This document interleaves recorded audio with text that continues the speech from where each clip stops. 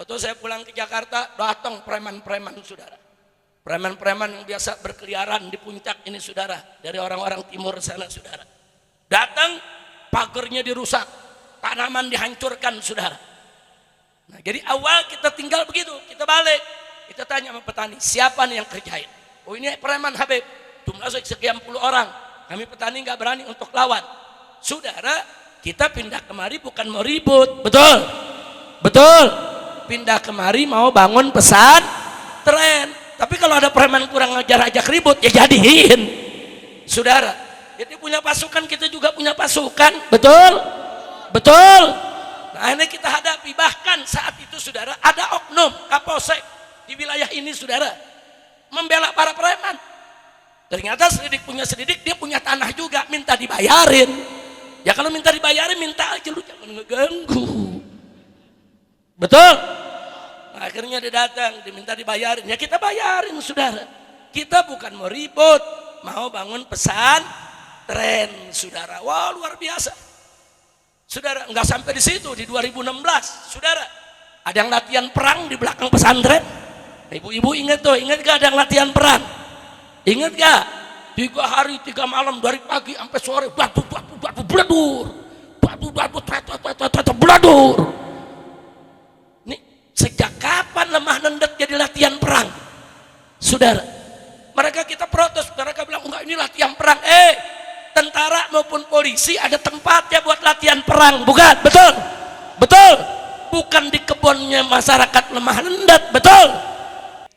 Saya ingin sedikit bernostalgia, berbagi cerita saudara dalam rangka untuk membangkitkan persatuan kesatuan kita. Saya dulu nggak pernah mimpi kalau saya akan bikin pondok pesantren di perut gunung. Kita bikin di perut gunung saudara. Yang dulu nggak ada manusia yang tinggal di sana. Paling-paling ada orang petani sore pada pulang saudara. Memang dulu saya punya tempat, orang bilang itu tempat jin buang anak piara cucu. Nah, itu dia tuh tempat saya, bukan tempat ibu. Kalau tempat ibu udah bagus nih di sini. Dari dulu listrik udah masuk, betul. Saya masuk 2013 listrik nggak ada, genset juga nggak ada. Saya tinggal dengan saya punya istri almarhumah Syarifah Fadlun. Saya tinggal di sini dari tahun 2013 sampai 2017 sampai saya hijrah ke Mekah.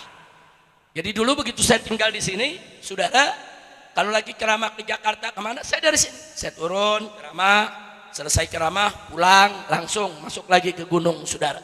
Kadang-kadang sampai gunung tuh jam 4 pagi, kadang-kadang azan subuh dan seterusnya.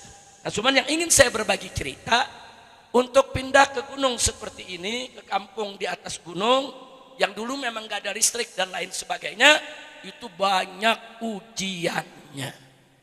Banyak ujian sampai hari ini. Nah ujiannya apa? Saudara, baru kita beli 1 hektar tanah, baru 1 hektar nih kita beli. Saudara, waktu saya pulang ke Jakarta, datang preman-preman saudara. Preman-preman yang biasa berkeliaran di puncak ini saudara, dari orang-orang timur sana saudara. Datang, pagernya dirusak, tanaman dihancurkan saudara. Nah jadi awal kita tinggal begitu, kita balik, kita tanya sama petani, siapa nih yang kerjain? Oh ini preman Habib, jumlah sekian puluh orang, kami petani nggak berani untuk lawan. Saudara, kita pindah kemari bukan mau ribut, betul? Betul? Pindah kemari mau bangun pesantren. Tapi kalau ada preman kurang ajar ajak ribut, ya jadiin. Saudara, jadi punya pasukan, kita juga punya pasukan, betul? Betul? Nah ini kita hadapi, bahkan saat itu saudara, ada oknum Kapolsek di wilayah ini saudara, membela para preman. Ternyata selidik punya selidik, dia punya tanah juga, minta dibayarin. Ya kalau minta dibayarin, minta aja, lu jangan ngeganggu. Betul? Nah, akhirnya dia datang, diminta dibayarin. Ya kita bayarin saudara. Kita bukan mau ribut, mau bangun pesantren saudara. Wah luar biasa. Saudara, nggak sampai di situ, di 2016 saudara, ada yang latihan perang di belakang pesantren. Ibu-ibu ingat tuh, ingat gak ada yang latihan perang? Ingat gak? 3 hari 3 malam dari pagi sampai sore, batu beladur, beladur. Nih sejak kapan lemah nendet jadi latihan perang? Saudara, Mereka kita protes, mereka bilang enggak ini latihan perang. Tentara maupun polisi ada tempatnya buat latihan perang, bukan? Betul? Betul? Bukan di kebunnya masyarakat lemah lendat, betul? Saudara kurang ngajar, saudara, dia latihan bisa-bisa. Saudara sehari latihan, habis subuh aja di belakang saya punya rumah di pesantren, di kebun teh, itu udah api-api, saudara. Ada bom api, kemudian ada peluru, saudara, ditembakkan sengaja mau nakut-nakutin. Sehari, 2 hari, 3 hari kita beli petasan teko di Barung Panjang kan banyak petasan teko, betul? Beli 3 biji, lu latihan dan hari gua latihan juga, saudara. Kebetulan di tempat saya kan ada bukit-bukit yang tinggi, saudara. Begitu mereka mulai kita pasang satu petasan teko, blogor, segunung bunyinya, bu, itu yang nembak berhenti. Dicoba lagi nembak sekali, kita pasang yang kedua, blogor, saudara, yang nembak berhenti lagi. Nah, dia coba lagi sekali, kita pasang lagi yang ketiga, bubar latihannya. Ya bukan dia aja yang bisa tartertor, darderdor, petasan juga banyak, betul? Takbir. Akhirnya mereka keluar, diketawain sama warga di sini. Saya masih ingat mereka keluar tuh, turun, diketawain sama warga, sudah. Nah, itu juga ujian. Mereka pengen saya dibongkar. Jangan bikin pesantren, saudara. Dia latihan perang. Ada lagi yang menarik, saudara. Waktu itu ada kepala desa baik dengan MS, saudara. Kita dikasih tahu, Habib, ini ada orang-orang, Habib, entah dari mana, bawa selembar kertas. Tulisan judulnya, saudara, warga Sukagali, saudara, dan warga desa Kuta menolak adanya pesantren markas syariat. Warga disuruh tanda tangan semua, Pak RT, Pak RW, warga. Saya dikasih tahu, Pak Lurah yang kasih tahu, ini bagaimana ini, Habib? Saya nggak berani, sebab yang datangnya aparat-aparatnya, oknum-oknum. Saya bilang Pak kepala desanya, begini aja deh, ente foto kirim ke kita. Kita mau lihat model suratnya, saudara. Jadi judulnya surat penolakan. Nah, begitu sampai saya lihat modelnya, saya bikin surat yang sama, judulnya saya rubah, surat dukungan. Kirim ke warga, warga rame-rame tanda tangan, saudara. Masya Allah, ini intel-intel begini nih, masuk ke kampung, pengaruhi warga, awas, itu pesantren teroris, itu radikal, itu bisa merusak daripada lemah lendat. Kurang ajar tidak? Kurang ajar tidak? Bikin surat penolakan, nggak ada warga mau tanda tangan. Bagus tidak? Bagus tidak? Begitu rubah judulnya surat dukungan, rame-rame tanda tangan. Alhamdulillah. Makanya saya ucapkan terima kasih kepada semua warga lemah lendat yang selama ini sudah mendukung perjuangan kami, mendukung keberadaan pondok pesantren. Alhamdulillah. Begitu juga kepada kepala desa Sukagali maupun kepala desa Kuta, saudara, yang selama ini alhamdulillah saudara tidak pernah mengganggu pondok pesantren. Alhamdulillah. Jadi gangguan pesantren ini banyak. Nggak sampai di situ, saudara. Bahkan waktu saya di sidang, gara-gara orang lemah lendat diri di pinggir jalan menyambut kedatangan saya. Dari Gadok kan pada keluar tuh di jalan. Habib, Habib, selamat datang, begitu Bu ya. Bu, betul Bu. Ya gara-gara ibu sambut saya ditangkap. Dia bilang Habib Rizik mengumpulkan orang pada saat Covid di Gadok. Siapa yang ngumpulin? Nah, orang datang, saudara.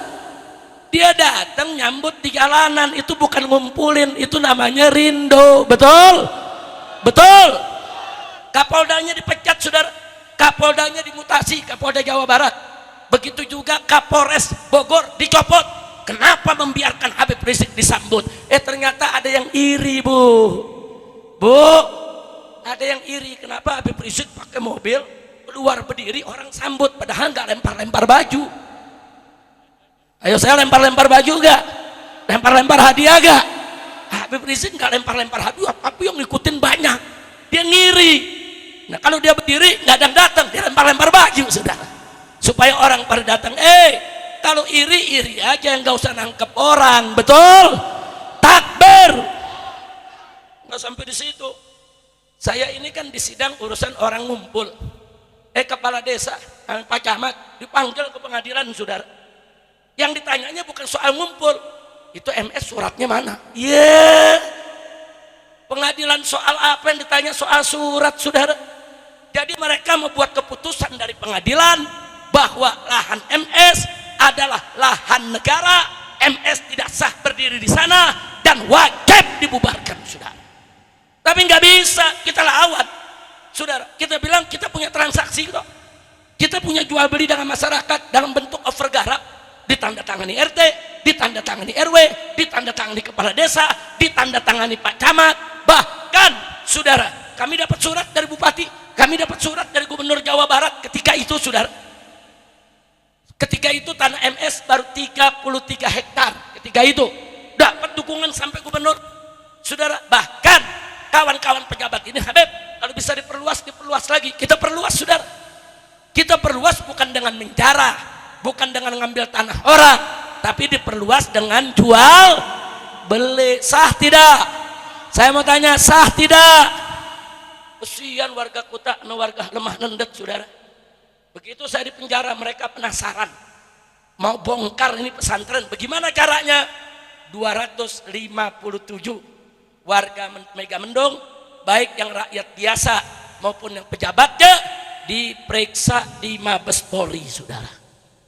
Lurahnya diperiksa, camatnya diperiksa, saudara, sekretaris sekdanya diperiksa, semua diperiksa, saudara.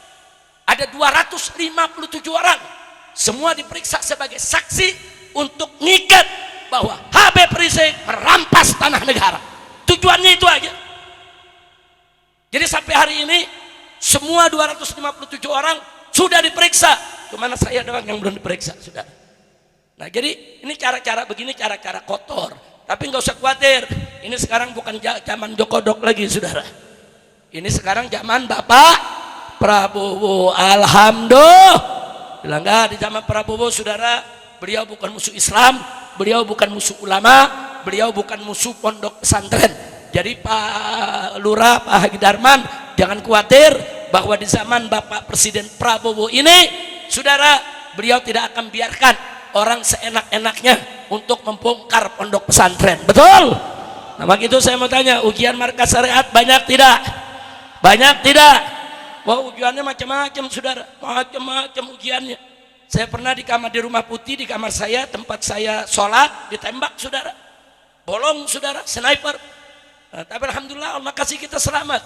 Enggak sampai di situ, saudara. Sebelum peristiwa KM 50, saudara, sebelum peristiwa KM 50, ada 3 intel pen kita tangkap di villa sini nih, yang sekarang jadi gerbang Eiger, saudara. Nah, dulu di situ ada villa-villa, ada lapangan bola, ada villa-villa. Ingat tidak? Nah, itu salah satu villa dijadikan pos intelijen untuk mengawasi saya, untuk nguntit saya, bahkan untuk menghabisi saya, sudah. Nah, mereka bikin kegiatan, akhirnya digerebek sama santri dan sama laskar, saudara. Kita pegang, periksa, ada kartu pinnya 3-3-nya. Periksa, yang satu tentara, yang satu mahasiswa, yang satu adalah wartawan. 3-3-nya punya kartu Badan Intelijen Negara. Dia pakai mobil, mobilnya kita periksa, ternyata ada 3 plat nomor dia pakai, saudara.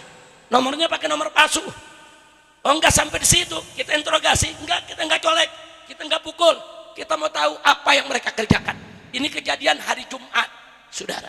Sore, laskar dibunuh, Sabtu malam Senin pagi dini hari, saudara. Nah, begitu mereka kita periksa, mereka bawa laptop, kita buka, kita sedot isinya, saudara. Enggak, kita enggak ambil laptopnya, kita kembalikan. Kita punya ahli IT, kita punya ahli media, sedot isinya, saudara. Ternyata begitu kita buka, operasi delima, ada 300 orang dilibatkan. Kuntit Habib Rizik, ikuti, awasi, kalau perlu habisi. Kurang ajar tidak? Nah, begitu itu terbongkar, saudara, mereka marah, terjadilah peristiwa KM 50, saudara. Mereka membunuh saya satu mobil, saya, istri saya, anak saya, adik cucu saya, saudara, semua cucu ikut, semua putri saya ikut, saudara. Nah, mereka ini pengecut. Kalau mereka membunuh saya, silakan, saudara, tapi jangan lakukan manuver-manuver. Ada perempuan, ada ibu-ibu, ada bayi, saudara, nggak boleh. Saudara, kalau mereka jantan, silakan tentukan saja mau perang kapan, mau tembak-tembakan kapan, mau bawa berapa orang, tanggal, tempat, hari, tempat, silakan tentukan. Kalau mereka bawa 100 orang, saya bawa 100 orang, ayo kita tempur, jangan pengecut jegat di jalanan, betul? Takbir, angkat tangan semua, takbir, sallu ala nabi. Nah itu kejadian di zaman siapa itu? Zaman yang kemarin. Kalau yang sekarang gak usah khawatir, saudara. Yang sekarang insya Allah punya niat mau perang lawan mafia, mau perang lawan koruptor, dan mau perang lawan oligarki. Bagus tidak? Kemarin Bapak Presiden Prabowo Subianto, saudara, beliau memberikan pernyataan, saya akan perang lawan koruptor, lawan mafia, lawan oligarki yang menyusahkan rakyat. Dan saya tidak takut kalau mereka ngancam saya. Saya akan lawan, saya nggak takut dengan ancaman mereka. Saya tanya, pernyataan Presiden bagus tidak? Jujur, bagus tidak? Bagus tidak? Dukung tidak? Senang tidak? Tapi waspada. Presiden bicara, saudara, nada agak bergetar. Dia katakan, saya perang lawan mafia, koruptor dan oligarki. Saya tidak takut diancam. Kalau Presiden mengatakan tidak takut diancam, isyarat berarti ada yang ngancam. Berarti ada yang ngancam, saudara. Nah sekarang saya tanya, kalau Presiden aja diancam, apalagi ente semua? Betul? Betul? Presiden aja diancam, kira-kira orang lemah nendet diancam nggak? Diancam, saudara. Nah kalau mereka berani ancam Presiden, apalagi ancam rakyat, ini nggak boleh dibiarkan. Makanya saya sudah sampaikan beberapa hari ini, saudara, baik melalui DPP FPI lewat suratnya, saudara, maupun di atas mimbar, maupun lewat kawan-kawan yang ada di sekitar Bapak Presiden, saudara, bahwa kalau Bapak Presiden betul-betul serius mau perang lawan koruptor, mau perang lawan mafia, mau perang lawan oligarki, maka para habaib, para ulama, para kiai bersama umat Islam akan siap berdiri barisan depan untuk melawan para mafia dan koruptor. Angkat tangan semua, takbir. Siap perang lawan koruptor, siap perang lawan mafia, siap perang lawan oligarki, siap bela Presiden, takbir, sallu ala nabi. Jadi sekarang kita tinggal tunggu aja. Saya minta Presiden serius, jangan omon-omon, jangan omon-omon. Kalau omon-omon gak jadi. Tapi kalau serius, saya siap paling depan, saudara, lawan itu koruptor, oligarki, saudara, yang selama ini bikin susah rakyat. Betul? Takbir. Nah, baiklah, saudara. Nah sekarang saya juga ingin informasikan kepada semua warga lemah nendet. Kita di pesantren ini banyak punya program. Ada program pendidikan. Dari dulu saya sudah tawarkan untuk masyarakat lemah nendet. Masih ingat Habib Hasan, masih ingat Habib Torik.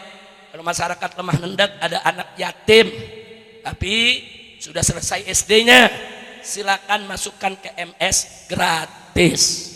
Sudah berkali-kali kita umumkan, khusus untuk masyarakat sekitar markas syariat, masyarakat Pekancilan Desa Kuta, masyarakat lemah nendet dari Desa Sukagali, silakan. Itu pesantren punya ibu-ibu, itu pesantren punya bapak-bapak. Saya perlu sampaikan, di sini ada kepala desa. Itu pesantren wakaf, bukan milik pribadi saya, bukan. Saya, anak saya, mantu saya, cucu saya, sampai ke bawah haram menjual itu tanah walaupun sejengkal, saudara. Nggak boleh, itu wakaf.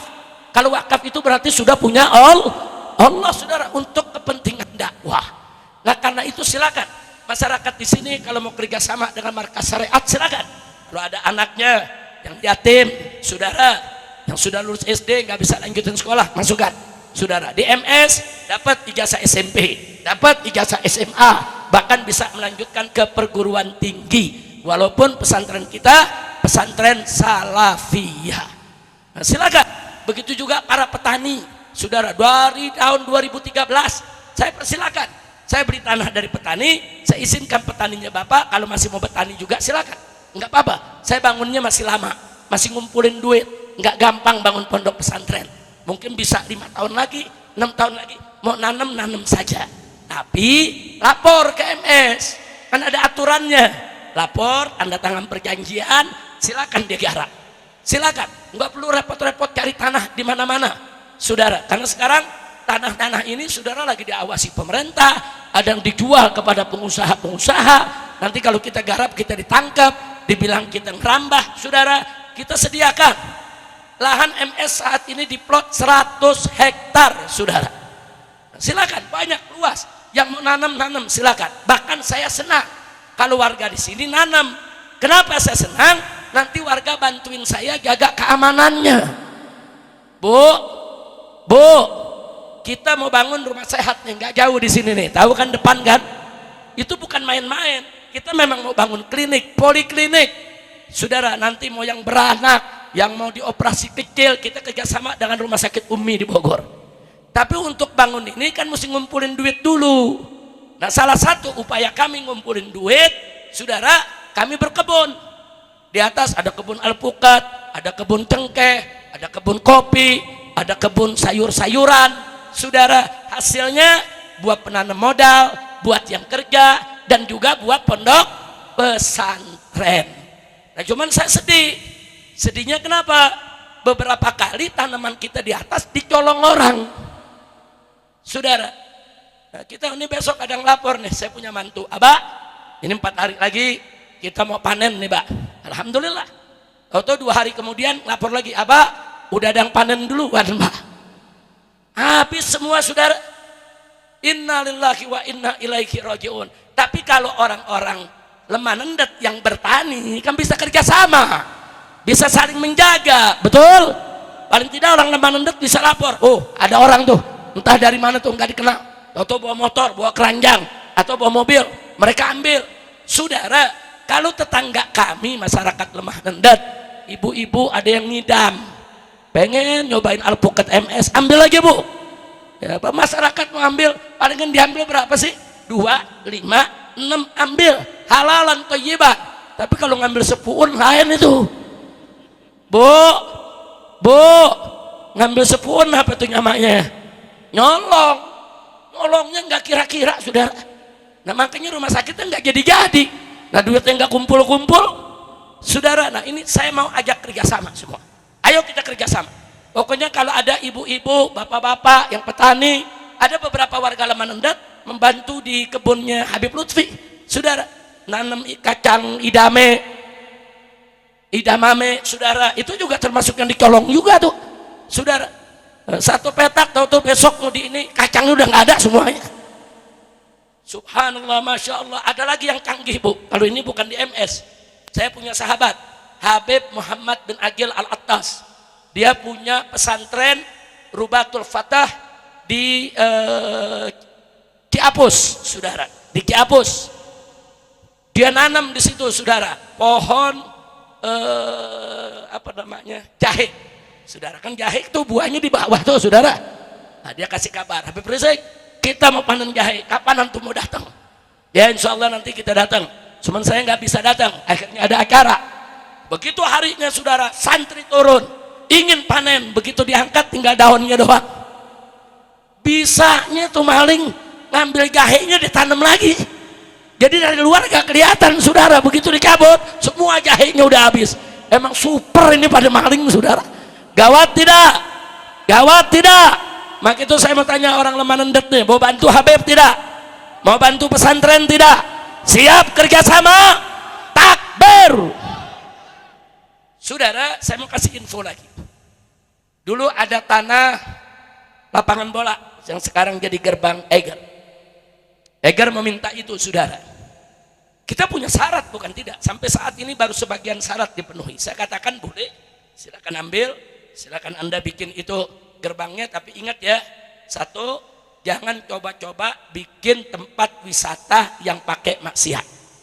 Orang lemah nendet nih orang taat beragama, orang agamis, nggak mau ada maksiat di lemah nendet, betul? Takbir.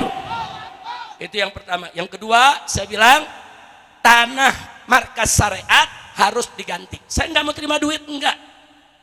Kenapa? Ini tanah beli dari duit umat, bukan duit saya.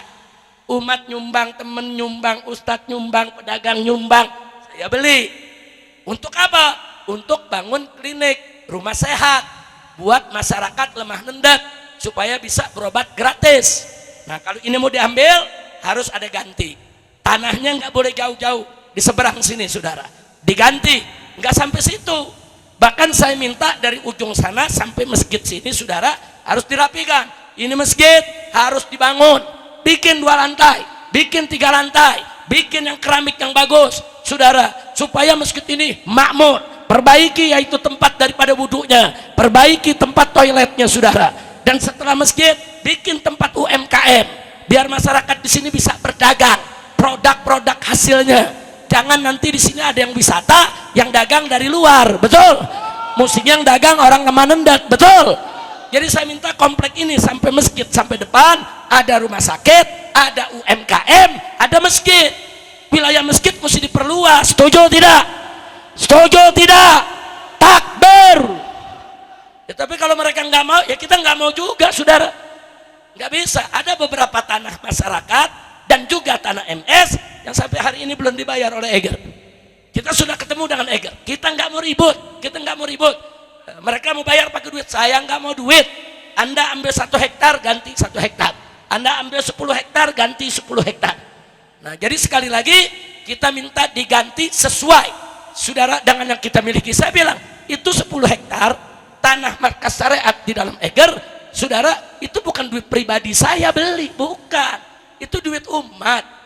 Habib, ini kita nyumbang 5 juta. Habib, ini ada 10 juta. Habib, ini ada 5.000. Habib, ini ada 20.000. Kita kumpulin, beli tanah untuk pesantren saudara.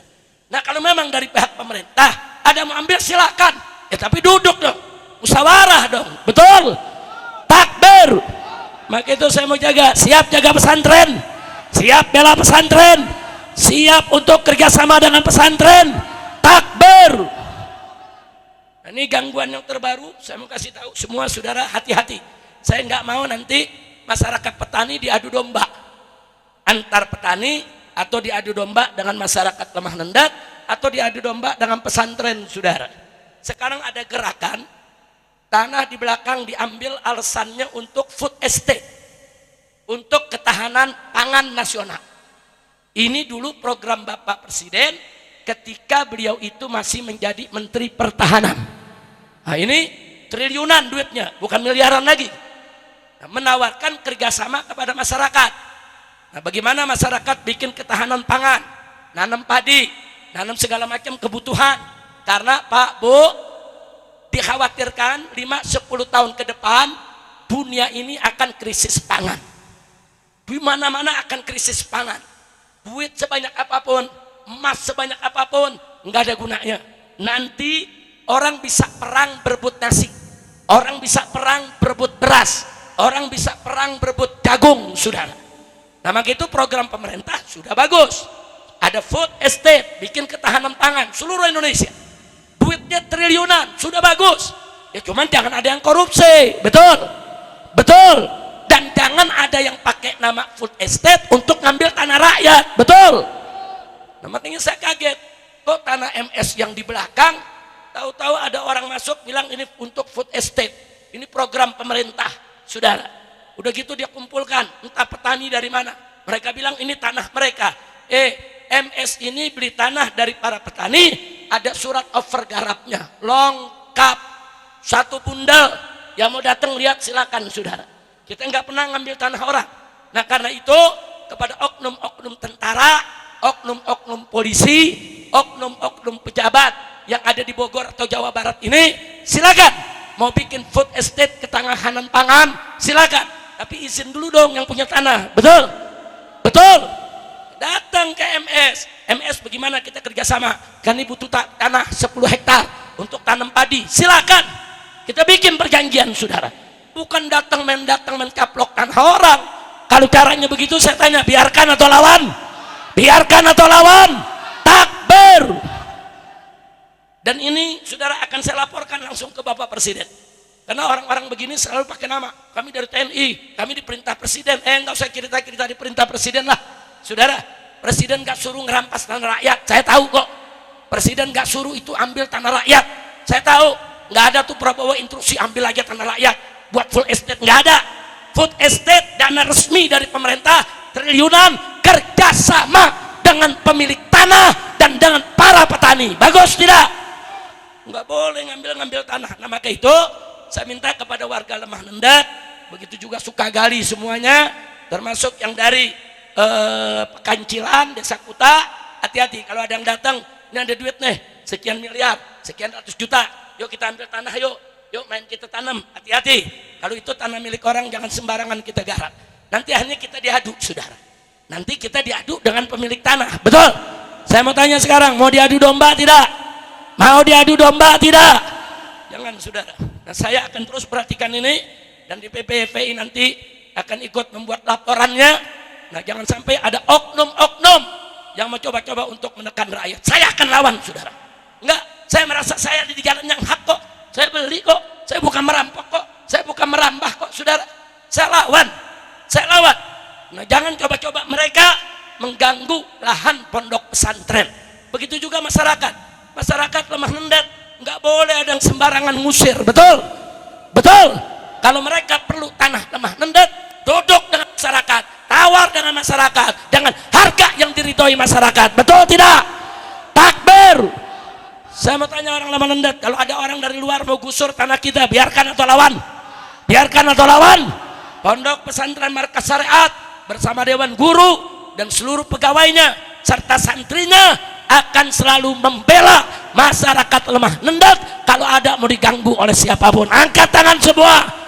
Takbir. Sallu ala nabi. Alhamdulillah. Nah baik ya ikhwan, itu yang saya mau sampaikan. Mudah-mudahan ke depan kita bisa kerjasama lagi lebih baik, amin. Doain biar rumah sakitnya jadi, amin.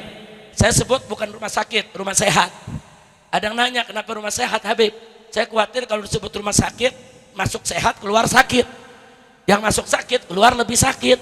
Namanya rumah sakit, makanya kita kasih rumah sehat. Karena dalam bahasa Arabnya pun disebut mustasfa, tempat penyembuhan, bukan tempat penyakitan, saudara. Makanya kita sebut rumah sehat. Ini kalau betul-betul ada rezeki nih, Allah gampangkan, Allah mudahkan, ini bentuknya poliklinik. Nanti ada THT-nya, saudara, ada dokter kandungannya, saudara, ada buat melahirkannya, ada juga dokter giginya, ada juga dokter sarafnya, saudara, apa saja. Orang sekarang banyak kena stroke, nanti kita siapkan dokter ahlinya, saudara. Nah, dan kita akan tuntun masyarakat. Habib, kita nggak ada yang punya BPJS, kita tuntun bagaimana supaya semua masyarakat bisa punya BPJS. BPJS itu hak rakyat, saudara. Hak rakyat. Nggak boleh ada rumah sakit yang seenaknya menolak, saudara. Nah maka itu sekali lagi, insya Allah rumah sehatnya dijadikan oleh Allah, amin ya rabbal alamin. Jadi di dalam kita mau bangun masjid raya untuk pondok pesantren, dan saya berharap juga masjid di sini nanti kita sama-sama bareng-bareng supaya bisa dipugar dengan ada kepala desanya di sini dengan masjid yang lebih bagus. Bagus masjidnya, bagus isinya, insya Allah. Nah baik, sebelum saya akhiri, saya minta kepada Ketua Umum Dewan Pimpinan Pusat Front Persaudaraan Islam untuk menginformasikan kepada kita perkembangan terakhir soal Palestina. Nah, ini ada perkembangan terakhir nih, ada perdamaian yang sudah dibuat, apa isinya, kasih tahu juga sedikit tentang berapa sih korban yang kita alami selama 2 tahun ini. Nah habis itu kita yel-yel Palestina. Selanjutnya nanti kita minta Habib Muhammad bin Hadi membantu Habib Muhammad. Ini Habib Muhammad bin Hadi ini Ketua Umum Pondok Pesantren Markas Syariat. Kalau Habib Muhammad bin Husain ini Ketua Umum DPP FPI. Alhamdulillah. Jadi ketua umum ada di Mega Mendung semua ini ya. Ada mudah-mudahan Kiai Ajangan tolong doain semua Kiai. Kiai Ajangan tolong Pak kepala desanya tolong doakan, dibantu biar program pondok bisa berjalan baik. Silakan Habib Muhammad, nanti Al-Qudsulana. Silakan. Disiapkan ada mic lain 2, 1 buat Habib Muhammad, 1 ini.